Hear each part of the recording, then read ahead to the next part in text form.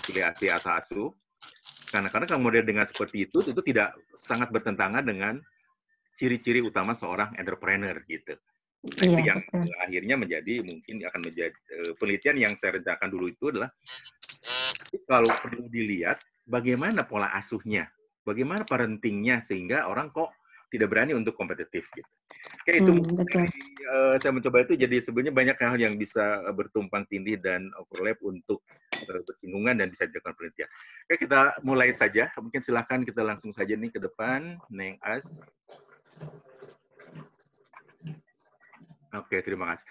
Nah, ini saya membuat sebuah pertanyaan supaya dijawab dan supaya kita bersemangat. Ini sampurasun kasudayana ya.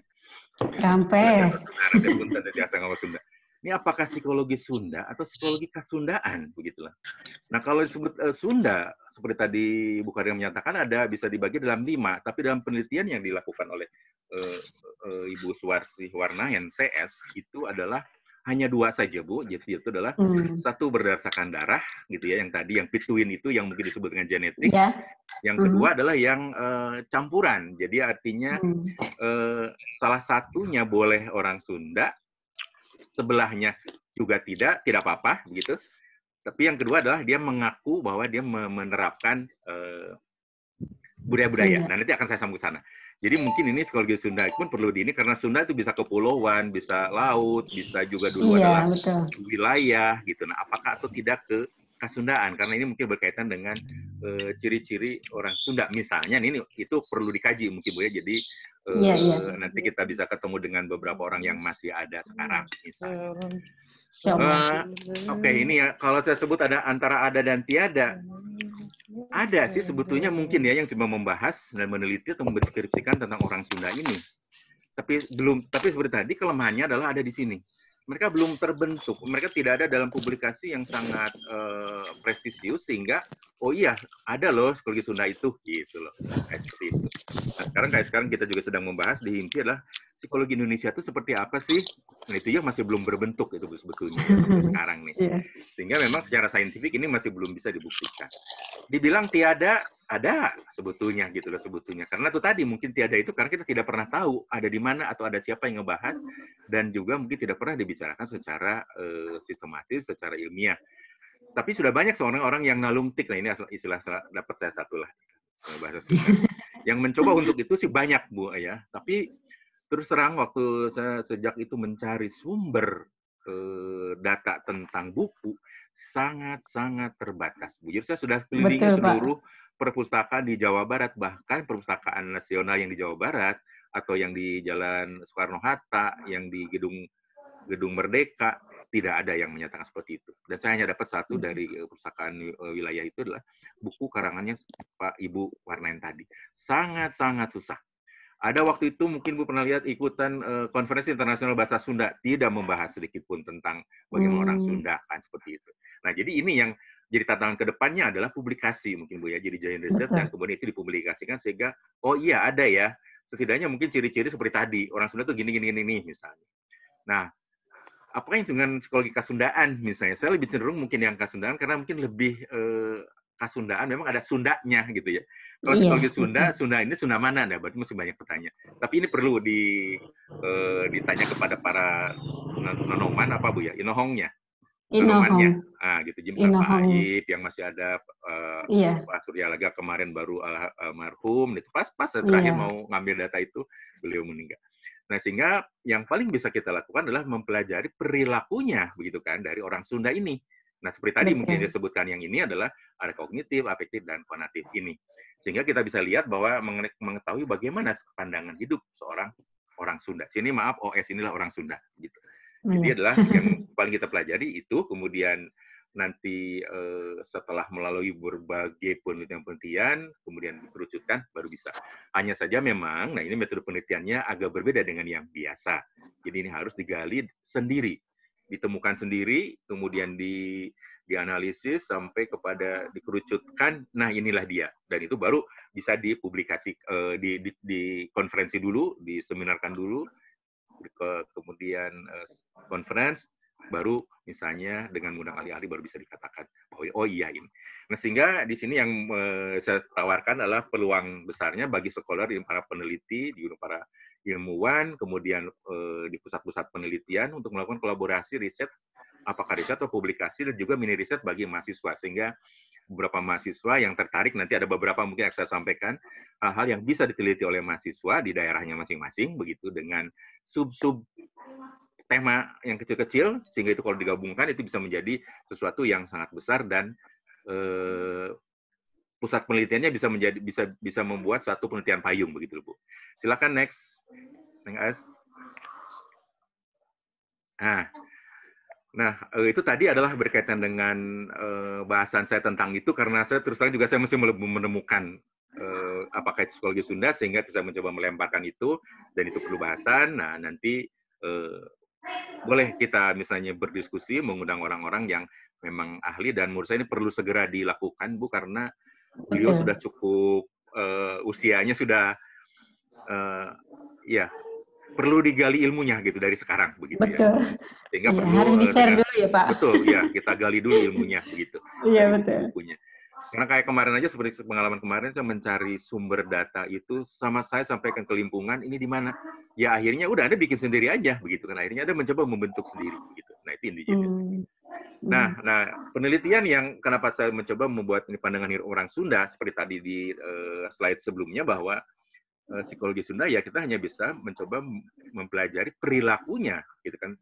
Psikologi mempelajari tentang perilaku manusia, maka adalah mempelajari tentang perilaku manusia Sunda, begitu kan. Nah, di sini berikutnya akan ditulisnya dengan orang Sunda atau S. Nah, Ibu Warnain, ini kalau saya bacakan mungkin nanti ada yang apakah ada bapaknya di sini atau ada cucunya.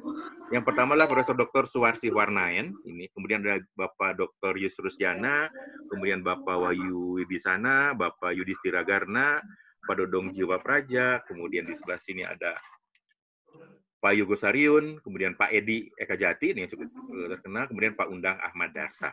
Nah, ini orang-orang yang kalau boleh disebut yang membuka mengenai tabir kesundaan ini. Jadi mereka penelitian sampai 4 tahun, Ibu, karena memang dilakukannya tidak melalui penelitian biasa dan harus melalui tadi, apakah dari lisannya, apakah dari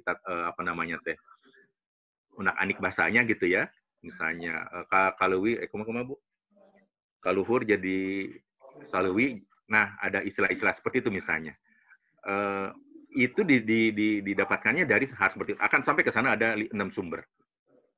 Nah, ini yang saya masukkan tadi, mungkin Bu ya, jadi yang Sunda ini dibagi 2 kalau menurut mereka, khusus untuk penelitian ini. Tapi untuk penelitian yang lain, mungkin tadi seperti Ibu, itu boleh dengan membagikan seperti itu. Tapi yang dilakukan untuk penelitian yang selama 4 tahun ini dibagi 2. Nah, Ibu Warnain CS ini adalah mereka yang mengaku dirinya dan diakui oleh orang-orang lain sebagai orang Sunda. Bisa mengaku orang Sunda, ya. Orang lain ngaku nggak, bukan Sunda. Nah, itu berarti bukan. Karena orang-orang lain ini bisa saja berupa orang-orang Sunda sendiri, atau orang yang bukan orang Sunda. Jadi seperti tadi, iya memang sih dia Batak sih sebetulnya, cuma dia udah lahir segala macamnya di sini. Nah, kayak gitu itu udah boleh aja, dan seterusnya dia melakukan menjalankan tata cara orang Sunda. Nah, ini yang lebih spesifik lagi lah yang oleh Pak Ayib Rosidan Eka Jati. Jadi orang Sunda itu memiliki kriteria khusus untuk penelitian ini adalah satu, berdasarkan hubungan darah, ini Bu ya. Jadi yaitu sekelompok orang Sunda, jika orang tuanya baik ayah maupun ibu, keduanya adalah orang Sunda asli. Mau dimanapun mereka dibesarkan. Nah, jadi ada satu yang sebut tadi Ibu lah, itu twin Bu ya, ini adalah berkaitan dengan darah. Oke, yang kedua adalah orang yang atau sekelompok orang yang dibesarkan dalam lingkungan sosial budaya. Nah, mungkin tadi adalah culture itu Bu ya, sosial culture tadi mungkin itu ya, yang ada di tadi ya, sosiokultural. Budaya Sunda dan dalam hidupnya menghayati serta menggunakan norma-norma dan nilai budaya Sunda. Jadi terserah ibunya mau siapa, dia mau kayak gimana, tapi dia udah di sini dan dia udah bisa bahasa Sunda, udah tahu tentang jaipongan itu ini ya, udah dianggap Sunda gitu. Nah, bahwa kenapa penelitian ini sangat-sangat lama dan menurut saya yang paling komprehensif sepanjang masa untuk penelitian Kasundaan adalah pertama sumbernya dari narasinya yang dibawakan oleh tukang pantun gitu. Nah, saya nggak tahu nih waktu zamannya beliau tukang pantun apakah masih bisa dicari sampai sekarang. Nah, itu apa namanya, representasinya ada dalam cerita Lutung Kasarung. Ya silakan adik-adik mahasiswa coba dicari buku itu ya. Cerita tentang apa sih sebetulnya? Nah itu bisa menjadi salah satu sumber dari sumber untuk melihat bagaimana Sunda itu sejak zaman dahulu kala. Nah ini lihatnya adalah dari tradisi lisan dan sastra. Kemudian ada himpunan aturan. Nah di sini buku yang sangat terkenal adalah Siksa Kandang Karesian. Saya juga belum berdalam tentang ini. Nah jadi dalamnya ada berkaitan dengan tadi penguasa boleh begini, balarea boleh begini, kaum bawah hanya seperti itu. Kemudian juga bisa berisi dari novel. Ini contohnya katanya yang paling beken untuk menjelaskan tentang Kasunda adalah ada Pangeran Kornel dan Mantri Jero. Nah, jadi ini bisa ditugaskan juga nih buat bagi mahasiswa nih Bu untuk melakukan apa namanya buka bedah buku atau membuat rekapan dari setiap buku ini. Atau juga sumbernya bisa dari puisi. Ini juga ini sawer panganten. Nah, mungkin di dasar pengantin itu yang saya bayangkan sih, ada isi-isi atau suatu semacam kalimat-kalimat atau statement yang berisi tentang, kan biasanya ada pituah gitu ya, atau ada harapan, ada doa yang bisa disampaikan. Nah, kemudian juga yang lainnya adalah kumpulan sejarah ungkapan tradisional yang khusus dikeluarkan oleh biasanya perpustakaan. Nah, jadi sumber inilah yang dipakai untuk sampai terbentuknya buku penelitian tadi. Jadi sangat sulit. Jadi tidak pakai angka sama sekali begitu, Bu. Jadi paling hanya dari cerita Lutung Kasarung cerita tentang kejujuran ada berapa, cerita tentang ini ada berapa, nah seperti itu. Nah itu tadi. Jadi ini dilakukan tentunya kalau tadi adalah dengan metode yang indigenous psychology, itu, Bu ya. Jadi yang harus dilakukan melalui akarnya, kemudian ditarik ke atas, tarik lagi sehingga sampailah, oh ini dia. Gitu. Monggo silakan, Neng. Nah, di sini pada saat kita mencoba melihat bagaimana kehidupan orang Sunda dalam pandangan hidup orang Sunda, di sini dibagi ke dalam 4, kalau sebenarnya A, B, C ya. Jadi bagaimana orang Sunda itu melihat, memandang. Gitu. Ya, yang pertama adalah tadi ada sebagai pribadi, dengan masyarakat, dengan alam, dan dengan Tuhannya. Tidak 4 ya. Jadi bagaimana orang Sunda seperti itu nih. Jadi hasil penelitian ini tentang berkaitan dengan pribadi. Jadi siapa Sunda itu gitu ya misalnya adalah penelitian mencoba mengembangkan pola 1 dan pola 2 ini secara detailnya ada gambarnya tapi saya tidak masuk di sini, tapi kekhasan dari pola 1 dan pola 2 ada. Nah, di dalam pola 1 dan pola 2 yang diperoleh dari hasil penelitian itu adalah tiga-tiganya berisi 3 komponen, dua-duanya. Ada aspirasi, ada potensi, dan tingkah laku. Ini mungkin yang perlu kita kaji bahwa inilah sebenarnya yang seperti kita tadi itu Bu, 3 aspek tadi itulah ini sebetulnya mungkin ya. Jadi dalam bahasa mereka adalah penelitian ini aspirasi kan berkaitan dengan kognitif misalnya, tingkah laku dengan psikomotor misalnya. Nah ini yang potensi ini yang masih saya ini potensinya potensi akal atau potensi hati gitu lah. Nah jadi kalau ini potensi hati cocok berarti udah begitu ya. Jadi ini sudah kognitif, ini komotor, maka ini adalah afeksinya. Nah, yang menjadi khas dari ciri pandangan manusia tentang pribadi pada orang Sunda adalah aspirasinya, Bu. Jadi ketiga ini adalah yang penting bagaimana aspirasi seorang Sunda. Nah, di sini adalah apa yang dimaksud dengan aspirasi? Ini adalah apa yang dikejar oleh orang Sunda dalam hidup.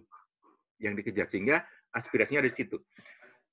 Nah, contohnya di sini misalnya kemuliaan, kebahagiaan, ketentraman, keterangan hidup, merdeka, kesempurnaan, kaya, keluargaan, keakraban, keselamatan, kebajikan, kesejahteraan, dan kesenangan.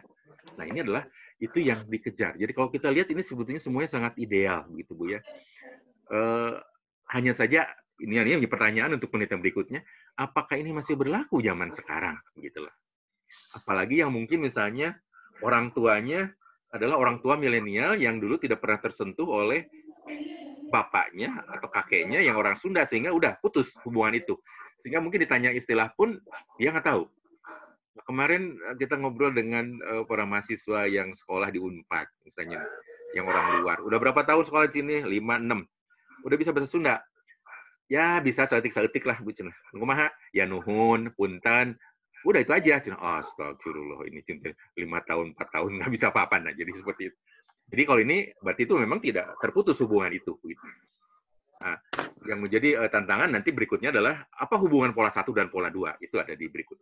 Nah, itulah aspirasi yang dikejar dan kemudian apa yang dihindarinya. perasaan hina, sengsara, merana, nelangsa, berpenyakit, tak berdaya, tersak hidup, hidup tanpa tujuan, pembalasan dalam hidup, neraka, pemberontakan.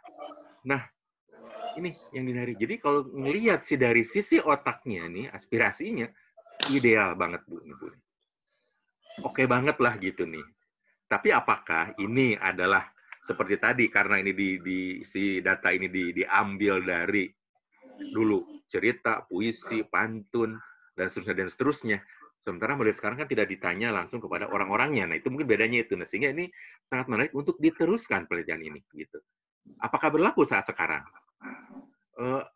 Bapaknya siapa Sunda? Oh, Sunda banget dua-duanya, ibu, bapak. Pernah berhubungan, artinya pernah hidup dengan bapak, ya paling saya sampai 5 tahun keburu tidak ada misalnya. Itu juga sudah berarti kan dia sudah berarti generasi ketiga, kakeknya berarti ya, ibunya sendiri hidup sejaman dengan orang tuanya, tapi bisa saja si orang tuanya tinggal di desa, anaknya sekolah di kota, sehingga itu tetap tidak nyambung kesundaannya begitu Bu ya. Nah, di dalam hasil penelitian ini ada tadi misalnya ada aspirasi sentral dari tentang manusia sebagai pribadi adalah aspirasi. Tapi aspirasi inilah yang juga membedakan golongan antara penguasa dan malaria. Nah, ini yang saya rada kurang pas sebetulnya dari bukan pernah pas ngasih penelitiannya, karena mungkin cerita Sunda itu begitu dulu. Jadi ada penguasa dan ada balarea begitu Bu ya, gitu loh. Sehingga aspirasi ini hanya dimiliki oleh orang-orang yang penguasa gitu. Nah itu jadi ya wajar saja sih mungkin ya, karena mereka yang bisa masuk sekolah, yang bisa punya fasilitas dan seterusnya. Nah, pada pola 1, dasar utamanya adalah keyakinan yang kuat pada kekuasaan Tuhan dan nasib. Nah, ini juga nih rada gimana ya, mungkin pada kekuasaan pada Tuhan dan kepada nasib. Jadi di mana usahanya gitu, seolah jadi tidak ada. Nah, ini mungkin juga yang menjadi harus dilanjutkan penelitian ini begitu ya. Karena seperti tadi bahwa pada saat kita menggunakan pola 1 dan itu aspirasi, kemudian itu ada penguasa, ya sekarang kan sudah tidak ada penguasa mungkin begitu ya, sudah nggak ada lagi seperti itu, kecuali kalau misalnya di satu daerah yang masih menerapkan ada kerajaan misalnya. Mengeneng lanjut. Nah, kemudian penguasa ini nih, bedanya dengan penguasa dengan balarea katanya nih. Mereka itu selain tadi punya syarat yang sama dengan ini, tapi dia harus memiliki kelebihan bahwa dia harus percaya diri, mampu berpikir dinamis, tingkah lakunya sabar, tabah, dan mudah memaafkan. Nah, kalau yang ini mungkin masih ada nih Bu ya, memaafkan harus, tabah oke, tingkah laku sabar, dinamis, percaya. Cuman istilah ininya yang menurut saya ini, apakah penguasa ini bisa dikonversi ke zaman sekarang menjadi sesepuh gitu, atau siapa ya, sesepuh atau priai mungkin, nah gitu ya, itu mungkin oke. Karena isinya bagus sebetulnya kalau lihat ini Bu ya, percaya diri, berpikir, dan ininya ada semacam mudah maafkan dan seterusnya. Nah, di kelompok bawah ini yang balarea ini adalah perlu nih, selain yang tadi isinya, semangat pengabdian yang tinggi, patuh dan taat sehingga tercapai kerja. Nah, ini yang rada kurang pas buat saya nih, harus patuh dan taat, karena mungkin ini cocok kalau dengan penguasa Bu ya, patuh dan taat. Tapi patuh dan taat mungkin kalau ini kita pindahkan penguasa ini menjadi sesepuh seperti tadi priai, maka patuh itu patuh pada orang tua, patuh pada sesepuh. Nah, itu saya oke. Jadi mungkin yang terbayang oleh saya sini adalah bahwa istilah ini yang dulu adalah pada zamannya ada, nah sekarang mungkin zaman itu berubah sehingga fungsi ini atau posisi ini berubah mungkin begitu ya. Jadi sekarang mungkin adalah orang tua. Nah, di pola 2 ini kalau tadi ada istilahnya ada balarea dan penguasaan, di pola 2 adalah berlaku sangat umum katanya. Nah, ini yang mungkin agak berbeda ini penelitian ini adalah dasarnya adalah keyakinan akan kekuasaan Tuhan di sini. Nah, mungkin ini yang kalau dilihat bahwa dari beberapa penelitian menyebutkan bahwa Sunda itu kental banget, lekat banget dengan Islam gitu. Nah, ini juga menjadi satu penelitian yang cukup bisa ditelusuri sampai ke sana, apakah memang Sunda yang sudah lama di sini, kemudian apakah agama Islam itu masuk ke sini, padahal waktu itulah ada Hindunya duluan, misalnya gitu ya. Dan Islam masuk hanya ke bagian tertentu, misalnya ke Banten dan seterusnya. Tapi bahwa itu sangat melekat. Jadi bahwa yang disebut dulu ada masih zaman Belanda juga, jadi ada tokoh adalah tokoh Walanda, ada tokoh misalnya pemerintahan dari kita, dan ada juga adalah ulama. Itu sangat-sangat diakui dan sangat dipercaya dan sangat ini apa namanya, dinunut begitu Bu ya, 3 pihak itu. Nah, disinilah harus dicari dengan sifat pribadi, ada cerdas, berani, jujur, waspada, bersih hati, dan teguh. Sehingga diharapkan tingkah lakunya itu menjadi sopan. Keputusannya bijak dan adil, mampu tampil dan sederhana. Nah, ini cukup kuat ini di dalam beberapa penelitian nih, kata sederhana.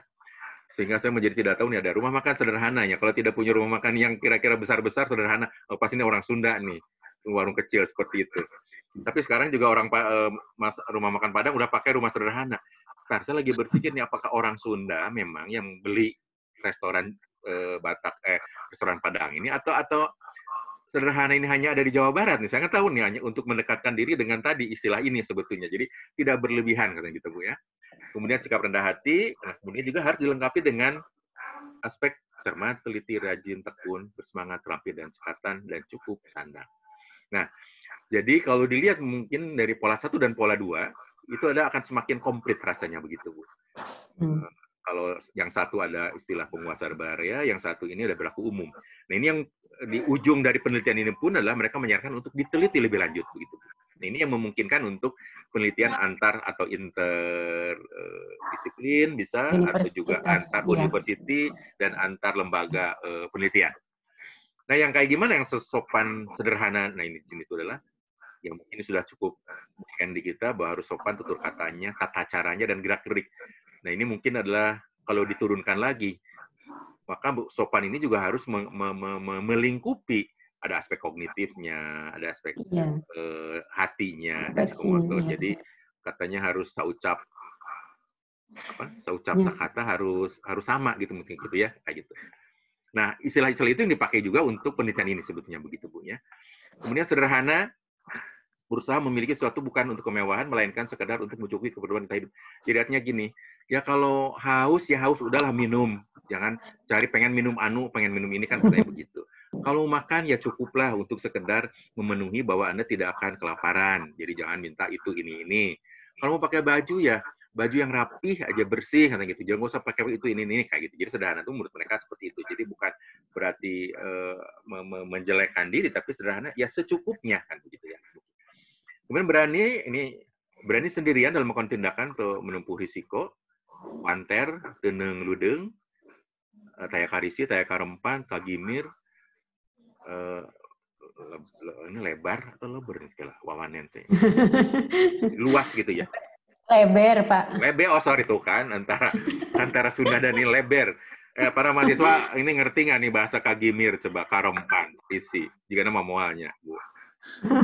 Nah, jadi maksudnya, nah ini yang kalau melihat berani ini, kalau kita meneliti tentang entrepreneurship, ini tidak ada Bu. Ini sangat bertolak belakang, nanti akan ketemu sampai ke sana. Oke, lanjut next. Nah, itu yang pertama tadi adalah bagaimana orang Sunda memandang dirinya sebagai pribadi. Nah, sekarang yang berikutnya adalah bagaimana dia memandang manusia dengan masyarakat. Ada keluarga, ada masyarakat luas, dan juga negara. Nah, di dalam lingkungan keluarga, ini mungkin yang kalau nanti yang tertarik dengan parenting di sini nih. Anak harus hormati kedua orang tuanya, betapapun buruk perilaku saudaranya, tetap harus dihormati yang tua itu, katanya gitu. Disayangi, dimaafkan, bahkan diindahkan suruhannya. Nah, ini bagi anak sekarang nih kayaknya apaan nih gitu. Nah, ini yang mungkin menurut saya itu tadi salah satu kehilangan atau missing link tadi bahwa rasanya enggak deh, ibu nggak bilang begitu kok. Nah, mungkin kalau kita ngelihat nih anak-anak sekarang nih, anak SD, SMP, aduh, ini nggak ada sama sekali kayak gini nih. Dia bisa nyentak ke ibu, suaranya bisa lebih tinggi. Padahal kalau kembali lagi kepada aturan-aturan dalam agama, suaranya tidak boleh lebih tinggi dari suara ibu bapaknya, atau suara yang lebih tinggi dia harus dibawa, dan seterusnya. Nah, itu mungkin juga menjadi penelitian yang menarik saat sekarang. Apakah itu masih berlaku saat ini? Atau apa yang mereka dapatkan dari para sebelumnya kepada mereka? Kalau dapat apa saja, kalau tidak dapat mereka mengembangkan apa? Nah, ini mungkin penting ini. Sehingga kalau tadi disebutkan bahwa anak sekarang itu seperti ini, oh jangan-jangan memang dia tidak tahu, atau memang dia memang putus hubungannya, atau memang dia tidak pernah hidup di dalam lingkungan Kasundaan, kan seperti itu. Sehingga misalnya begitu dia masuk TK, dia udah di kota, misalnya. Udah masuk TK yang apalagi TK pilihan. Nah, udahlah, Sunda nggak ada pasti di situ. Masuk ke SD, SD pengen yang favorit. Masuk ke SMA, gini. Sekarang tahun-tahun terakhir ini, lokal itunya udah hilang. Dulu muncul lagi, sekarang hilang lagi. Nggak ngerti nih Bu itunya, masalah itu timbul tenggelam.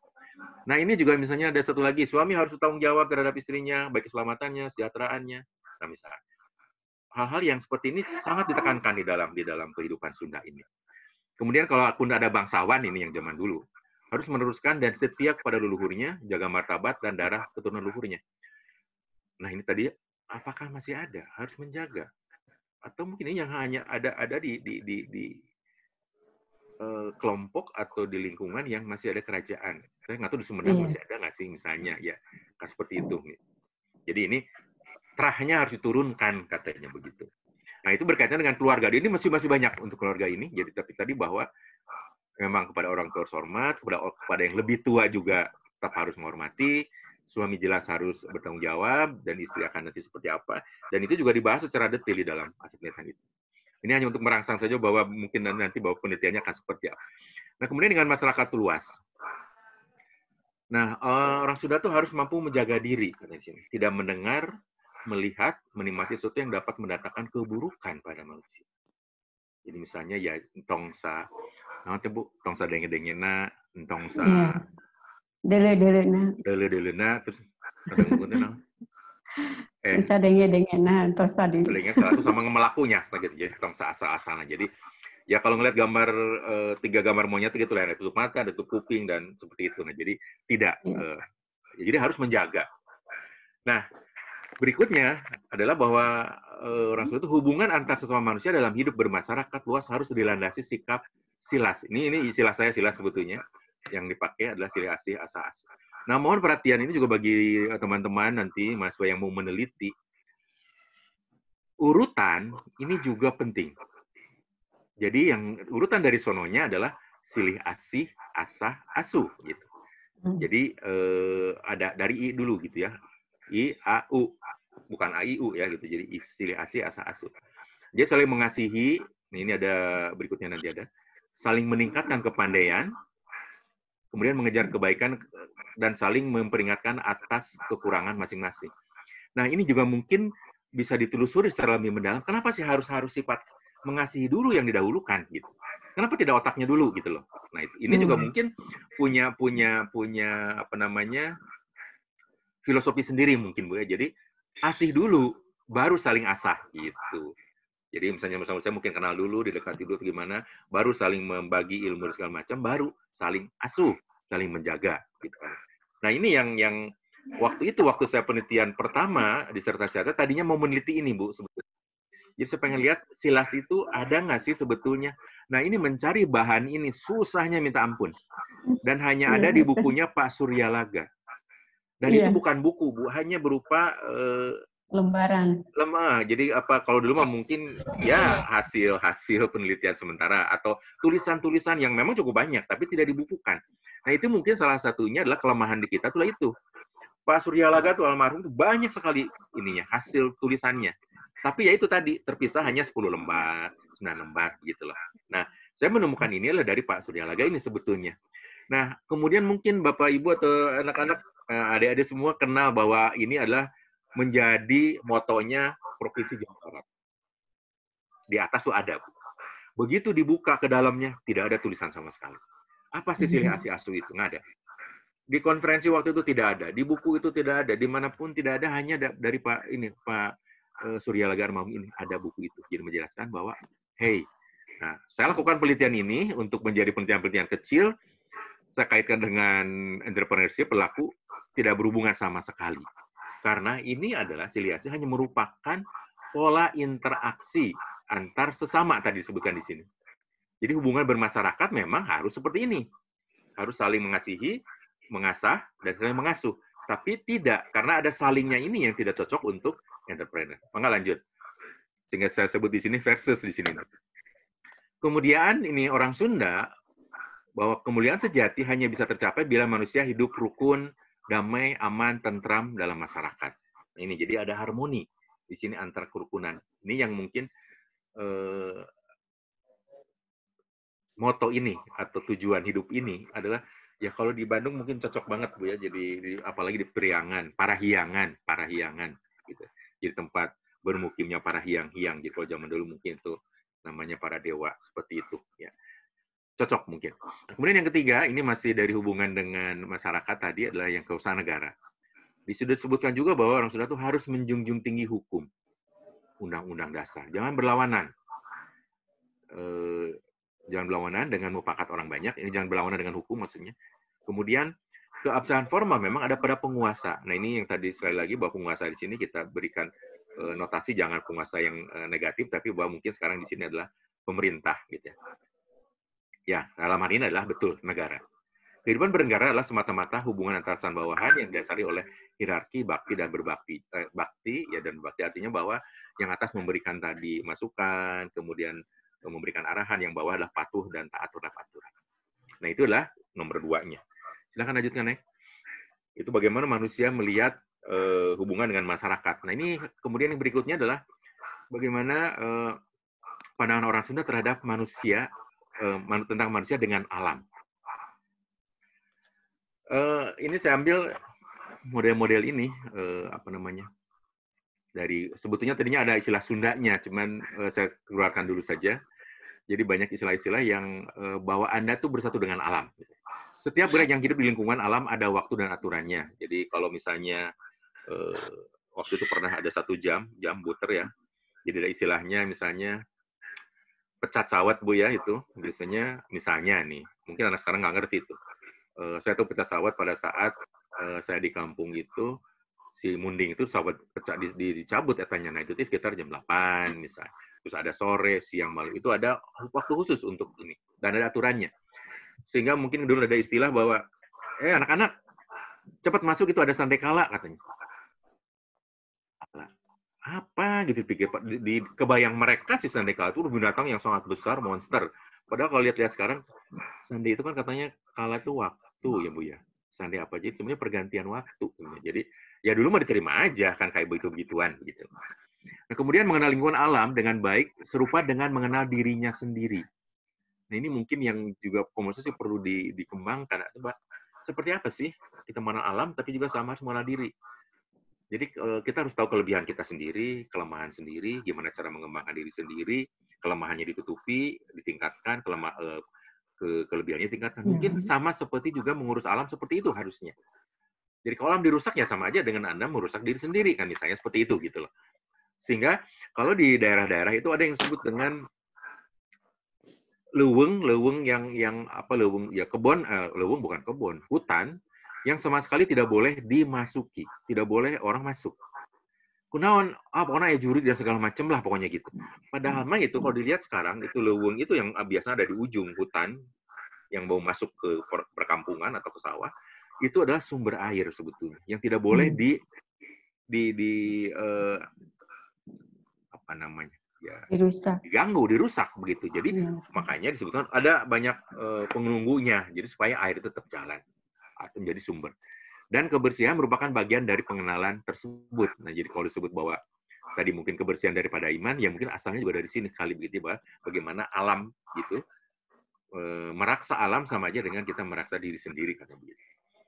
Nah, bagi orang Sunda, alam itulah mendatangkan rasa cinta kepada tempat mula proses kehidupan. Ini yang mungkin pulang kampung ini, Bu. Sehingga ada yang disebut mungkin rumah, kalau di Padang rumah gadang, misalnya kalau di kita ada rumah apa namanya Bu? Rumah joglo. Rumah joglo mungkin di situ. Kita pulang kampung biasanya. Sehingga ya, saya seperti saya misalnya sekarang masih kampung saya di Sukabumi Bu ya. Mungkin ada yang anak-anak di Sukabumi. Jadi itu wajib setiap Lebaran tahun 2 tahun sekali. Tiap Lebaran hari kedua tuh wajib pulang. Wajib. Nggak boleh nggak. Jadi hari pertama bolehlah dengan mertua, dengan menantu segala macam. Hari kedua tuh pulang ke kampung tempat ada rumah yang besar yang tempat dulu bapak ibu di sana membesarkan kita gitu. Nah, itu yang sehingga di sini sehingga mungkin tadi bahwa alam yang kalau mungkin bapak ibu atau nih adik-adik mahasiswa kalau lihat di IG saya itu banyak banget, Facebook saya juga banyak. Nah, kalau lihat Cikurutug maka itulah kampung saya di Sukabumi. Nah, itu adalah satu rumah yang setiap saat mengangenkan buat kita sehingga kita akan pulang bagaimanapun begitu. Nah, ini adalah alam itu mendatangkan rasa cinta sehingga kalau kita rasa cinta terhadap awal kita proses kehidupan maka kita akan pulang. Nah, tentunya itu akan dijaga kan si alam itu. Sama aja dengan tadi kalau kita balik ke sini, sama aja dengan kita menjaga diri sendiri. Sehingga memang rumah itu gitu kita jaga terus, tidak dibongkar, tidak diganti, walaupun hanya diganti sedikit-sedikit, sehingga memberikan rasa cinta kepada kita untuk tetap menjaga. Nah, ini yang menjadi dasar kalau sekarang ini misalnya di dengung-dengungkan cinta tanah air, di Sunda itu sudah sejak lama itu ada, gitu. Artinya dengan seperti ini tadi, dengan contoh-contoh yang tadi, tidak boleh masuk sini hutan ini karena ini dengan gini, padahal itu adalah sumbernya ini. Gitu. Ya. Maaf. Nah, bagaimana ada 3 macam hubungan dengan orang Sunda dengan alam. Satu, ini adalah alam sebagai lingkungan hidup flora dan fauna, maka tentu ini akan memberikan manfaat bagi mereka. Bahwa di situ ada tumbuhan, ada pohon apa, silahkan gunakan, manfaatkan sebaik-baiknya. Gitu. Alam sebagai lambang perilaku dan kehidupan. Jadi ada keteladanan etis dan estetis kepada manusia. Jadi seperti tadi, mungkin bagaimana alamnya diperlakukan seperti kita mengenal diri sendiri. Jadi harus etis terhadap itu. Jadi kalau etis berarti kita tidak akan mungkin nebang pohon sembarangan kan gitu. Terus estetikanya juga adalah ya hutan sebagai selain saat tadi adalah memberikan manfaat bagi manusia, juga adalah kelihatan estetikanya bagus, meski seperti itu. Dan mungkin ini juga yang dikembangkan kalau di pelemuran semua, maka semua orang, baik ibu, bapak, anak-anaknya pasti semua bisa bercocok tanam. Gitu. Itu yang ditanamkan oleh kedua orang tua biasanya. Ya kalau bisa nanam cengkeh gitu, makan semua orang juga bisa lah. Kan di kita mah tanahnya udah bagus, itu langsung jadi, awurkeun bijinya pasti jadi, semua juga jadi, tinggal mau atau enggak gitu kan seperti itu. Sehingga itu bisa etis dan efektif. Kemudian alam sebagai kosmos dan dunia mitologisnya dan metafisis, di tempat manusia mendalami ikatan mistis dengan dunia gaibnya. Nah, ini perlu perluasan ini. Saya nggak kesampaian buat sampai sini saya ini. Ilmu ini nggak kesampaian buat saya. Sehingga perlu dijelaskan oleh orang yang memang ahli di sini. Artinya bahwa kita punya keterikatan, kalau menurut saya mungkin tadi. Selain bahwa ini kampung saya ini keterikatan, tapi bahwa ada mistisnya gimana ya? Saya nggak mau ngomong masuk ke situ deh, bisa salah nanti ya. Jadi bahwa kita dengan alam pasti ada kaitannya, gitu ya. Itu nanti disimpan, mungkin ada ahlinya nanti dicoba dijelaskan. Silakan ya.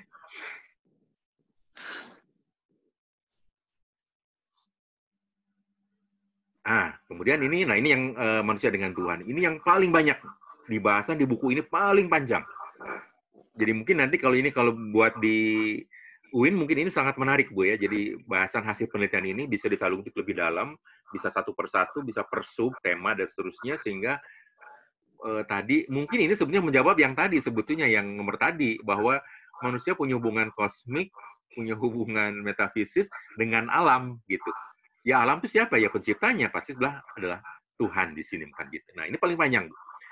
Jadi bahwa satu di dalam ini adalah kepercayaan kepada Tuhan, adanya Tuhan yang sangat jelas ini. Jadi Tuhan dapat memberikan perilaku manusia di dalam dunia, kendati manusia tidak melihatnya. Tuhanlah yang memberi kesempatan hidup kepada manusia.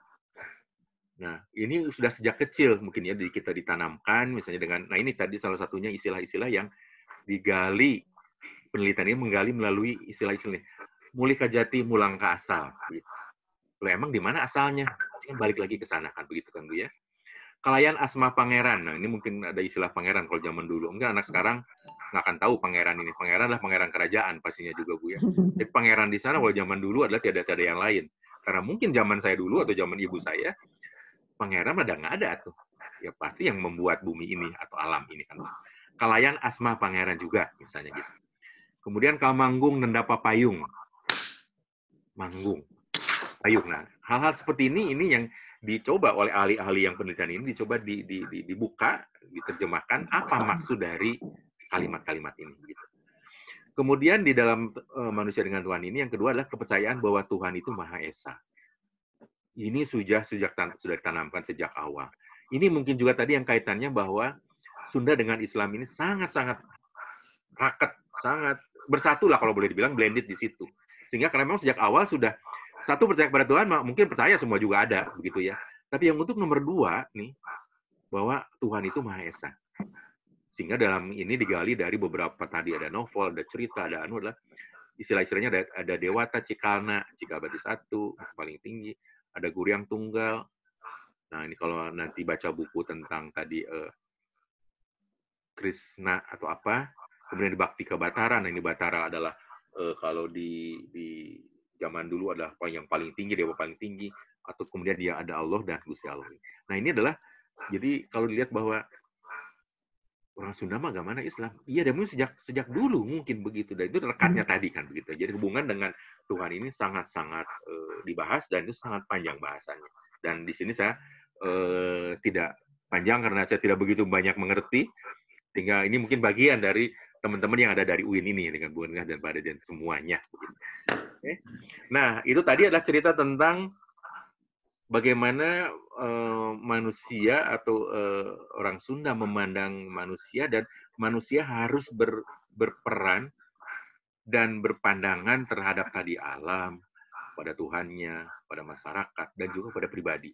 Jadi komunikasi ini cukup komplit kalau dilihat. Jadi bagaimana dia harus bersikap kepada dirinya sendiri, kepada masyarakat luas, baik keluarga, suami, istri, negara, terusnya, juga dua kepada alamnya harus seperti apa perilakunya, dan juga kepada Tuhannya begitu.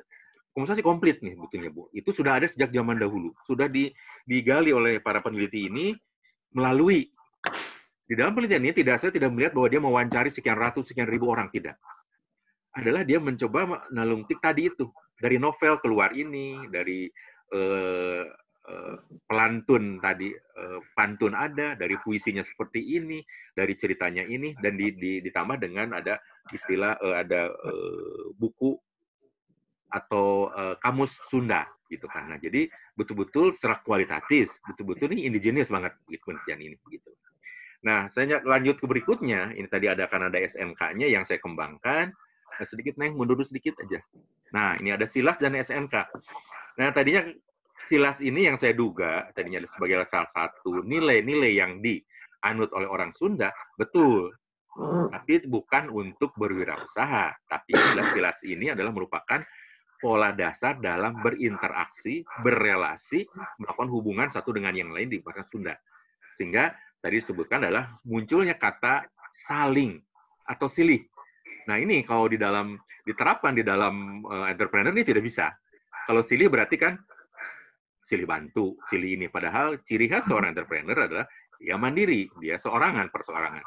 Nah kemudian ini ada SNK, dan saya mencoba tadi menyebutkan ini yang disebut dengan sistem nilai kesundaan yang saya kembangkan, dan terutama dikaitkan dengan entrepreneurship penelitiannya gitu. Sehingga kedepannya saya akan melihat bahwa bagaimana orang Sunda itu berwirausaha atau melakukan usaha. Nah, coba aja sekarang dilihat misalnya, apakah ada pengusaha Sunda yang nyongcolang? Cobi. Ayat saya. Adalah 1-2, misalnya. Ada, Pak. Ada. Tapi hanya 0,0 sekian persen dari penduduk Indonesia. Atau katakanlah 0, sekian persen dari penduduk Jawa Barat. Gitu. Ya, ada Pak Maksum, ada disebutkan sini beberapa yang ahli-ahli. Karena waktu itu saya sebelum melakukan penelitian SILAS ini, saya menghubungi dulu, ngobrol dulu dengan 8 pengusaha sukses di Jawa Barat, khususnya Kasundaan.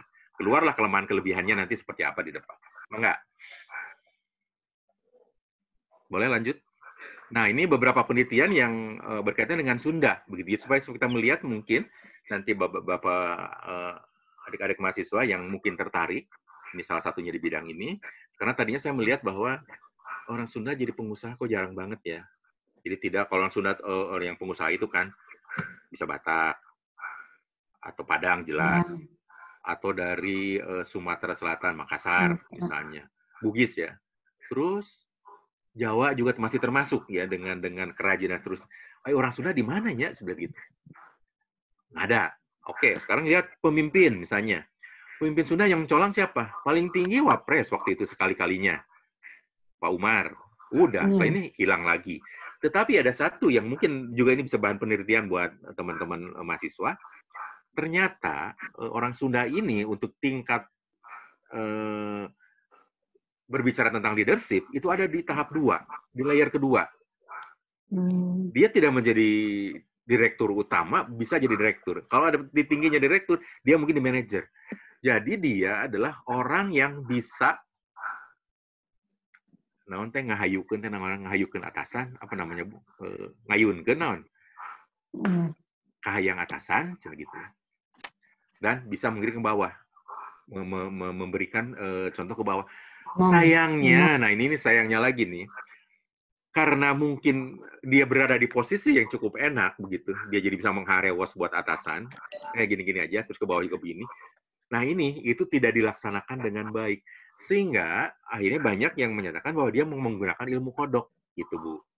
Nah itu yang sampai sekarang, aduh ini bener atau enggak sih sebetulnya gitu loh. Jadi artinya bisa jilat kaluhur, cenah gitunya, nojeh ke hanap. Ini yang ingin sebetulnya saya buktikan, iya nggak sih sebetulnya gitu loh. Nah, dan kebetulan jadi orang di layer kedua ini adalah banyaknya menjadi staf di kedutaan besar. Jadi memang salah satu dari orang Sunda ini adalah dalam mampu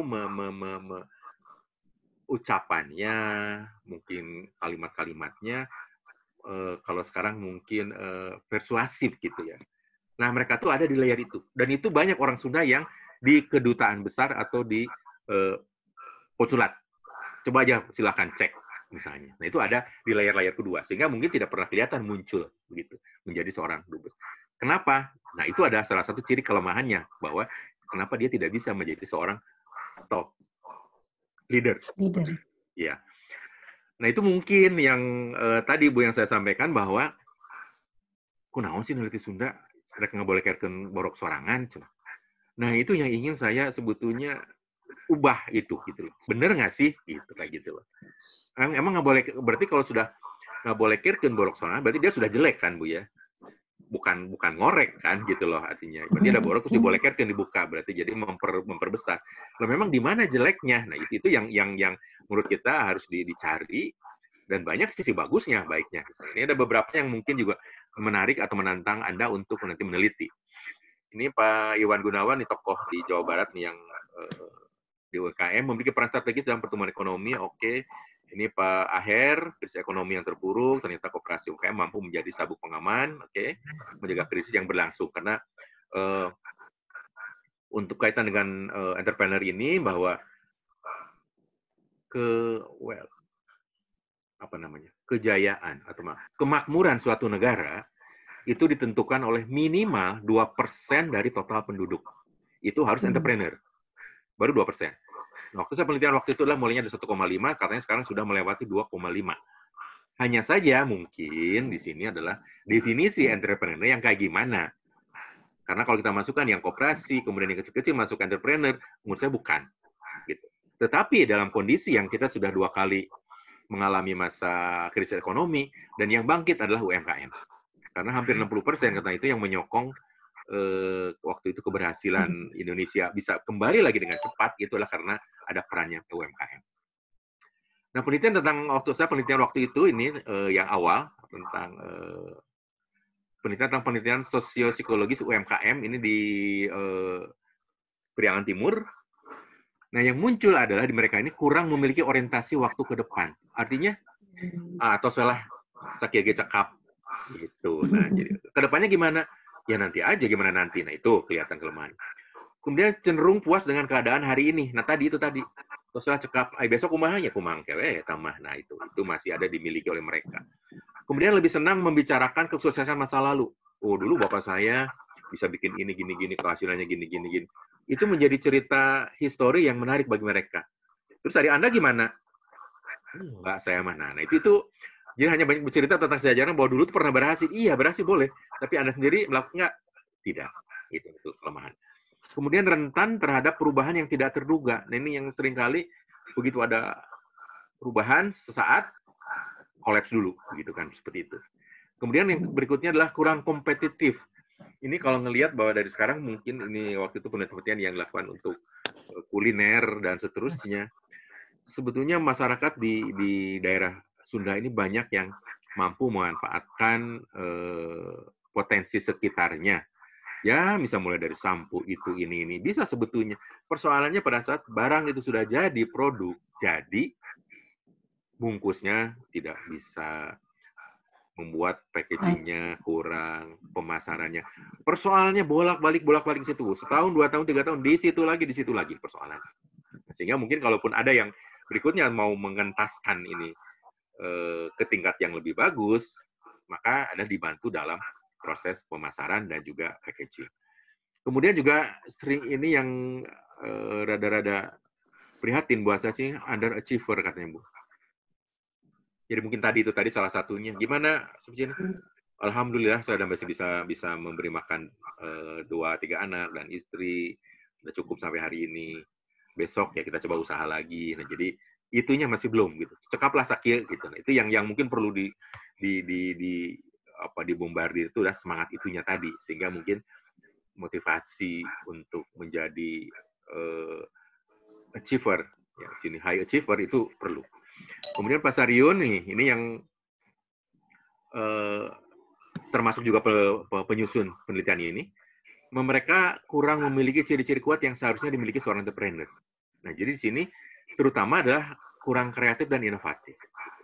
Nah, ini dalam penelitian saya termasuk di situ salah satunya adalah ini memang menjadi kelemahan. Jadi kelemahan ini bahwa mereka punya potensi mungkin yang ada yang orang Tasik kali ya di sini banyak menurut saya. Saya penelitian pernah waktu itu ke Manggu ya di daerah mana tuh Manggu, kemudian bordir, kemudian samak, batik, satu lagi apa. Nah itu di daerah timur sana semua.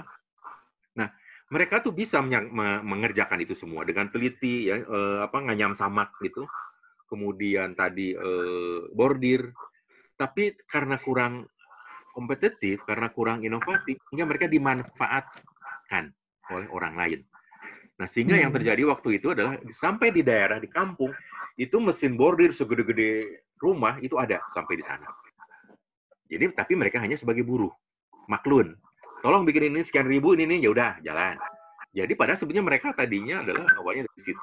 Sampai bahkan sekarang, kalau tadinya mereka kan masuk ke Tanah Abang, misalnya ke satu lagi pusat bordir di Jakarta namanya Mangga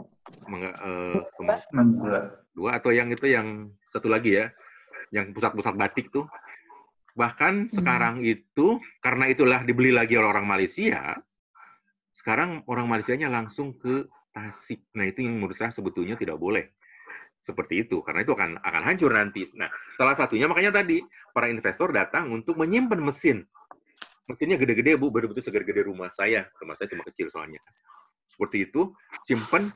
Jadi kita waktu nyampe sampai sana tuh, kok ada kontainer, kok ada mesin ini punya siapa? Investor, siapa nggak disebutin. Terus ngapain di sini?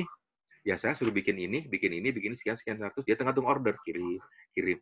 Jadi akhirnya mereka hanya jadi kuli aja. Itu yang sangat prihatin buat segitu. Jadinya bahwa mereka sebenarnya bisa, ya gitu. Ya, jadi sebetulnya ini adalah tugas pemerintah. Lanjut. Nah, kemudian ini yang ya Pak Warnain, Ibu Warnain maaf, yang buku ini. Sebetulnya masyarakat Sunda itu memiliki nilai yang bermakna tinggi terus-menerus diturunkan dari generasi ke generasi. Generasi misalnya seperti ini.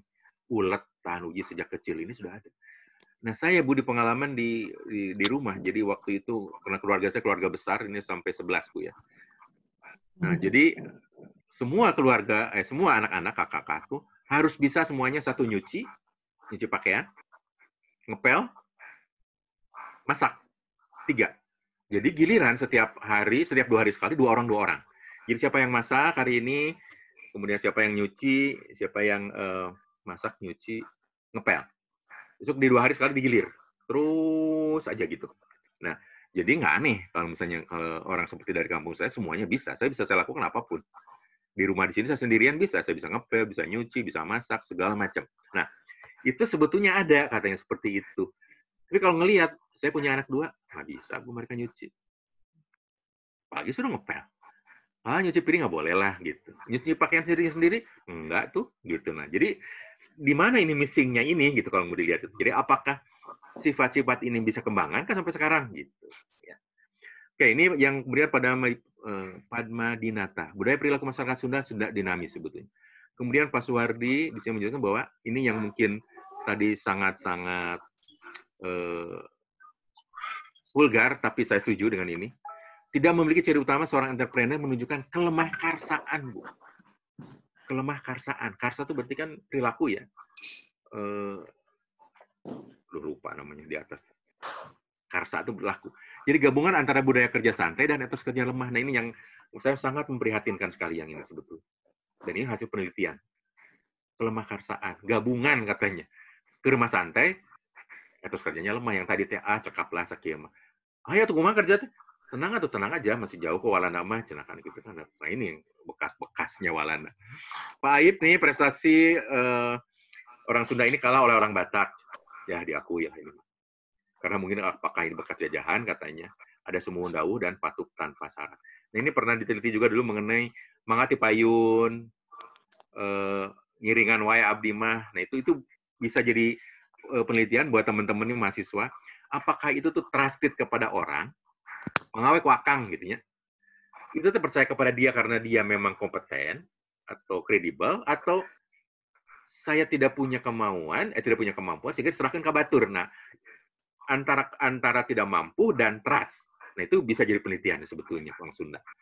Kemudian Pak Hasan, Jawa Barat, Jawa lebih banyak direkrut untuk pabrik di orang Sunda. Iya jelas ini mana di daerah sana, di daerah Jatinangor terus seperti itu.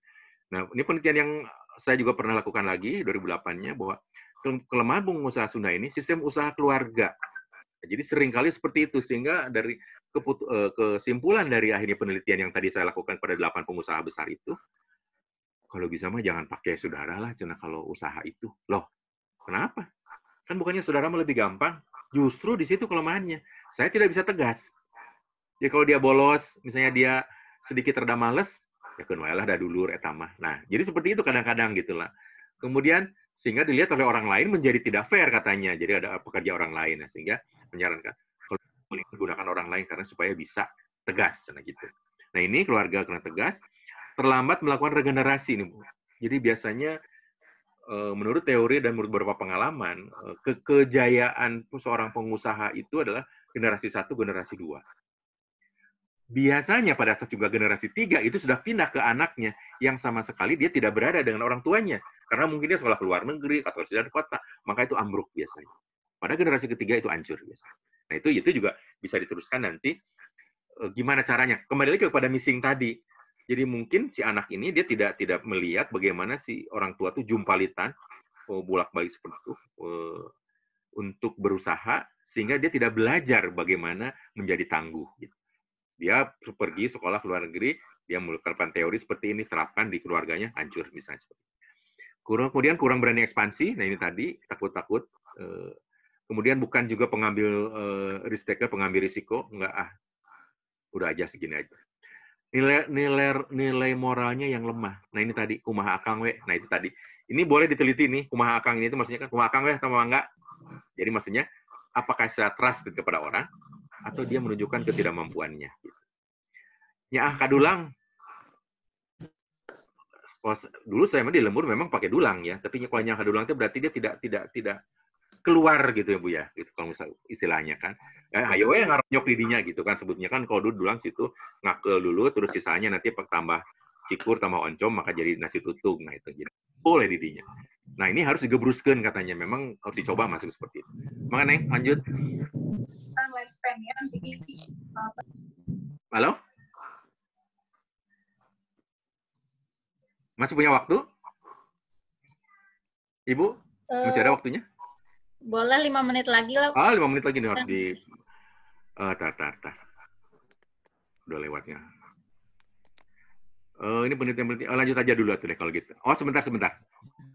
Kekuatannya berani maju. Nah ini yang berikutnya aja deh yang cager. Yang sebenarnya SNK berikutnya. Lanjut, Neng. Nah, ini dia. Udah. Nah, ini dia nih. Sistem nilai Kasundaan tadinya ini adalah sistem nilai kebudayaan. Tapi setelah saya ajukan, begini-gini, akhirnya oke lah, ini nilai Kasundaan, karena belum ada yang lain. Gitu loh, Bu. Sehingga saya gunakan istilahnya CBBPS nih, cager, bager, bener, pinter, singer. Nah, jadi ini adalah nilai-nilai jati diri Sunda yang diadilukung dan dapat menjadi sumbangan bagi pembangunan karakter bangsa. Terdiri dari CBBPS, cager, bager, bener, pinter. Nah, jadi cager, lah bisa fisik, bisa jasmani dan pikiran. Bager ini bukan berarti bager elehan, tapi di sini adalah kadang menunjukkan sikap yang baik, patuh, suka menolong, tidak tercela. Kemudian benar ini adalah satu kondisi yang menentukan sikap taat aturan. Kemudian di sini adalah tidak pernah salah, sok nyaan, benar gitu ya. Trusted. Kemudian pinter adalah seperti tadi, cerdas, tidak segala macam. Nyakola. Kemudian singer ini, yang multi talented ini. Nah, jadi kalau dulu ada siapa yang mau jadi gubernur itu nyakola, nyantri, jadi naonnya. Nyantri, nyakola, jadi emut dulu misalnya. Nah, jadi mungkin nyakola iya. Nyantri itu adalah biasanya masuknya ke dalam tat. Benar di sini. Nah, jadi hasil penelitian dari ini pada entrepreneurship yang dua yang paling berpengaruh besar itulah benar gitu ya, yang ini benar itu berarti di sini trusted, jadi dia bisa dipercaya dan mampu menjalankan satu dengan yang lainnya atas dasar kepercayaan. Kemudian yang kedua ini adalah sebentar tadi ada di berikutnya, di benar dan cager. Lanjut, Neng. Ini sudah hasil penelitian saja. Jadi bagaimana sistem nilai kesundahan ini adalah yang ini karena ini adalah pada entrepreneur. Jadi ada niat dan ini adalah entrepreneurship intention, ini entrepreneurship self efficacy, ada keyakinan bahwa saya mampu. Nah, ternyata bahwa ada intensi satu, ada kecakapan, dan ada orientasi, maka ini akan menentukan perilaku berwirausaha. Nah, digabungkan, nah SNK plus intensi plus kecakapan, saya merasa cakap, maka ini akan menentukan bagaimana orang berwirausaha. Lanjut, Neng. Dikit lagi, rasanya udah. Nah, ini udah yang tadi. Jadi, cager dan benar, Bu, yang menentukan bahwa untuk menjadi seorang wirausaha dari SNK ini.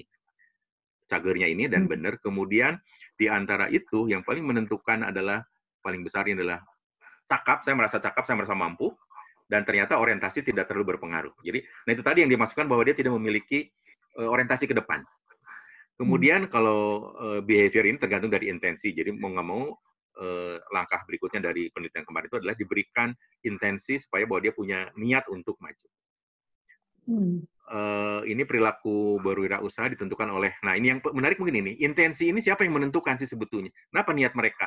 Adalah social norm, kalau dari teorinya, apa namanya, aduh saya lupa sih, TPB, teori plan behavior itulah yang menentukan tuh social norm. Jadi mungkin di sini adalah karena lingkungan, ya, jadi oleh masyarakat, oleh orang tua, oleh adik, kakak, dan juga lingkungan. Nah, kalau kecakapan mereka baru tahap planning, sehingga mungkin mereka tidak kompetitif. Harusnya sampai bisa ke implementing, harusnya kan gitu. Jadi dia belum bisa menguasai semua persoalan.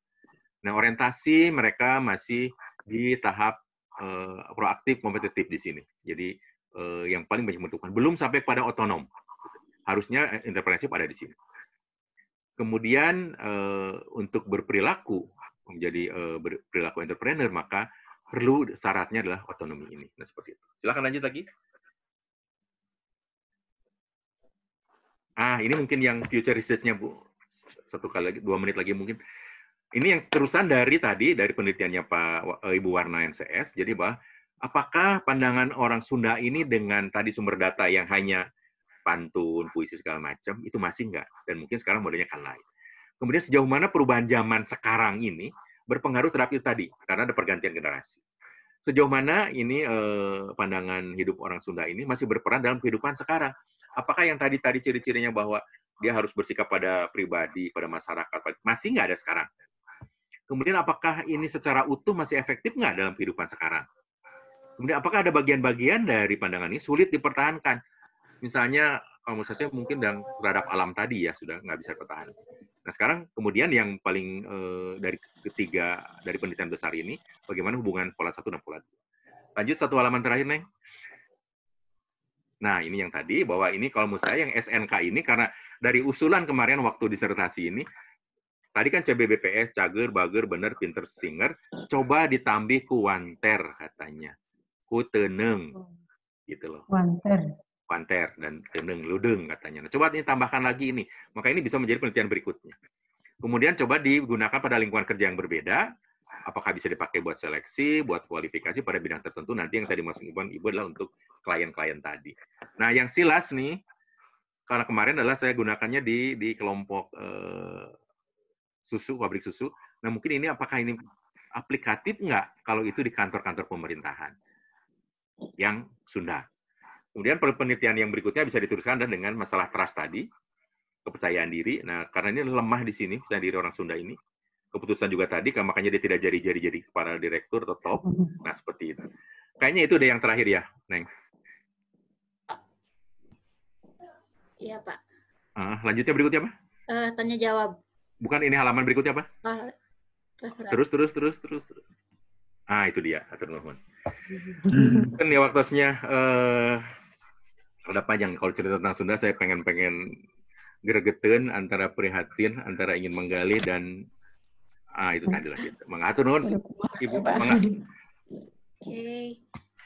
Ya, hatur nuhun Kang Yus atas penjelasannya tentang sistem nilai kesundaan dan kewirausahaan dalam psikologi Sunda. Untuk selanjutnya sesi tanya jawab, tapi Ko Margi tanya tinggal sedikit lagi, paling satu pertanyaan aja mungkin. Boleh. Ya, ada pertanyaan dari Tika Rismayati, kelas C, izin bertanya Pak Bu, katanya, seperti dijelaskan tadi oleh Pak Yus tentang hubungan manusia dengan Tuhan menurut perspektif orang Sunda, saya pernah mendengar istilah Sunda Wiwitan, katanya. Ingin bertanya, apa itu Sunda Wiwitan? Adakah hubungannya dengan Tuhan atau kepercayaan dalam perspektif orang Sunda? Itu aja? Ya, itu saja. Oke. Jadi mungkin Neng As nanti kalau ada pertanyaan-pertanyaan dikumpulkan saja, nanti dikirim ke saya, nanti saya kirim lagi gitu ya. Alhamdulillah, siap Kang. Saya terima untuk itu. Oke, ini Sunda Wiwitan ini kemarin juga ini sedang digagas sebetulnya oleh Pak Asep Hairul Ghani, kemudian Profesor Sujana Safi'i, kemudian Pak Ahmad Dimi, dan saya juga coba ikutan. Jadi sebetulnya itu suatu ya ini mah kelompok sebetulnya ingin nanjur kendei gitu, ingin mendirikan kembali atau ingin apa? Itu tuh ada gitu Sunda Wiwitan tuh. Wiwitan tuh kalau di sini kalau yang saya tahu adalah Sunda yang kelompok zaman dahulu begitu. Kelompok asal atau kelompok sesepuh yang mungkin sekarang sudah hilang dan mereka ada sebagai pusat tadi amanah, memberikan petua atau sesepuh atau inohong yang itu ingin digali lagi, ingin dilembagakan gitu loh. Ada sebenarnya itu. Jadi Sunda Wiwitan itu ingin menumbuhkan kembali kelompok jadi nggak enak ya. Menumbuhkan kali sesepuh itu yang akan digali keilmuannya gitu. Sehingga dikenal seperti itu. Nah, akan halnya banyak kesini saya juga menjadi tidak mengerti ada Sundawani, ada Sunda itu, ada Sunda ini. Nah, itu yang menurut saya menjadi kehilangan arah jadinya. Jadi seolah Sunda itu ingin menunjukkan sesuatu tanpa lebih jelas kaitannya dengan filosofinya gitu. Itu sebetulnya mungkin. Nanti saya tambahkan lagi untuk ininya silakan dikumpulkan ya, Neng As. Pertanyaannya nanti saya jawab begitu. Siap Kang, alhamdulillahirabbil alamin. Hatur nuhun pisan sudah sharing di kuliah dosen tamu sekarang. Untuk di akhir mungkin dari Pak Deden ada yang ingin ditambahkan atau Ibu Kardina? Pak Deden aja. Saya udah ada Deden. Oh, tidak ada. Nggak ada. Saya hanya ini mengucapkan terima kasih Pak Yus. Ya, terima kasih sama-sama Pak. Udah bergabung dengan kami di fakultas. Memang ini tadi juga mungkin di pengantar, mohon maaf tadi saya masuknya lambat. Di awal itu saya yakin ini kan hanya sub saja dari pengembangan dari visi misi yang ada di Fakultas Psikologi. Jadi belum menjadi core pengembangan. Jadi baru ini makanya namanya juga baru Kapitas Leksta. Masih mencari identitas. Ya. Apalagi mungkin lebih dalamnya epistemologi psikologi Sunda seperti betul. Masih jauh kelihatannya. Iya betul Pak. Ya. Tentunya yang pertama saya secara pribadi maupun juga teman-teman semua ucapkan terima kasih atas kerjasama dan meluangkan waktu untuk pencerahan bagi mahasiswa-mahasiswi yang mengambil mata kuliah Kapitas Lekta Psikologi Sunda. Yang kedua mungkin ini kaitan dengan saya juga berpikir ini, Pak Ayu. Ya. Jadi siapa yang peduli melestarikan budaya Sunda ini gitu. Betul. Tapi memang secara akademik di fakultas seperti di Unpad di universitas lain mungkin ada yang ada kajian khusus ini. Tapi secara spesifik mungkin perlu dukungan juga dari pemerintah. Iya. Bisa berjalan ini. Ini kelihatannya masih berserakan, walaupun ada kajian-kajian, kemudian juga saya lihat ada pusat-pusat budaya Sunda yang diinginkan oleh pemerintah. Setelah dikunjungi, ya artinya kan itu perlu sinergi dengan dunia kampus. Terima kasih, Pak. Ya, sami-sami. Ini juga saya terima kasih atas kesempatan ini. Saya sudah kenal sekarang dan saya merasa sekarang punya mitra gitu loh Pak ya, yang selama ini kemarin saya mesti sendirian kesana kemari mencari partner. Nah mungkin dengan UIN ini setidaknya ada bisa antar pribadi bisa, terutama penelitian-penelitian untuk adik-adiknya, kemudian juga antar lembaga sehingga minimal bisa terbentuk tadi mungkin ya saya sih terus terang prihatin sebetulnya sih dengan tidak adanya publikasi atau pencatatan yang cukup baik. Terima kasih sekali lagi, mohon maaf sekiranya kalau ada yang kurang pas. Nah inilah forum pertama saya untuk kesundaan di sini. Assalamualaikum warahmatullahi wabarakatuh. Hatur nuhun kasadayana. Saya suka dipoto bersama nih Mas ya. Iya, boleh di screenshot ya. Ya dibuka ya semuanya ya. Iya. Boleh pada dibuka. Teman-teman mahasiswanya dibuka ya. Foto bersama. Iya. Oke. Alhamdulillah. Mangga sebarahan hadir. Seueur Pak 101. Alhamdulillah. Boleh dibuka videonya. Supaya ayo buktos. Udah foto? Iya, sebentar. Sudah ready ya? Siap ya? 1, 2, 3. Ya, sekali lagi. 1, 2, 3. Sebentar, kita yang satu lagi sebentar. Ditampilkannya yang videonya saja. Ya, gimana caranya?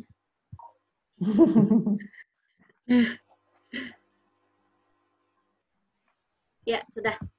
Sudah, Dena? Oke, sedap. Oke, sedap. Dinyala kelas sekali. Enggak. Ya, boleh sambil senyum. 1, 2, 3. Oke. Terima kasih semuanya. Mudah-mudahan ada insight dan inspirasi. Ya, sami-sami. Wassalamualaikum warahmatullahi wabarakatuh. Waalaikumsalam warahmatullahi wabarakatuh.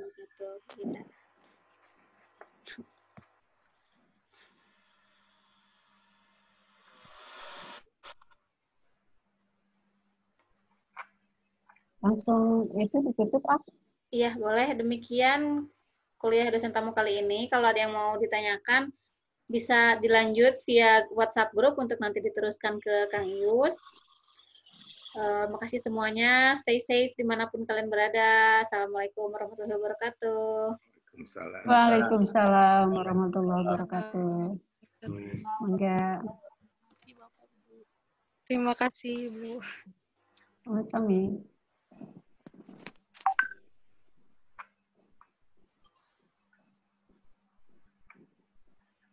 Sukses ya, Aj. Terima kasih. Oh iya, aduh makasih banyak Ibu Tintin. Ini Ibu Sekrodinya. Sudah terima kasih, Bu. Sama Kak Yus. Beri kesempatan, ya terima kasih, Bu. Sudah bergabung memberi kesempatan kepada saya untuk berada di sini.